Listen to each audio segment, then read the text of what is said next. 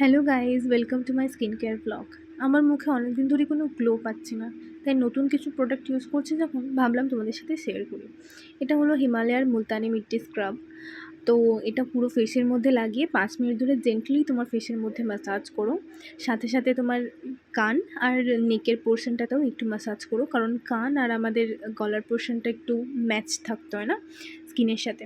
আর আমি যে ওই ডান দিকের কানেরটা দেখালাম না, ওটা যেন তোমার হারিয়ে গিয়েছিল, খুঁজেই পাচ্ছিলাম না। বাবা সে কি ভয়! আমি ভাবলাম যে মা যদি জানতে পারে, মা তো আমাকে খেয়েই ফেলবে।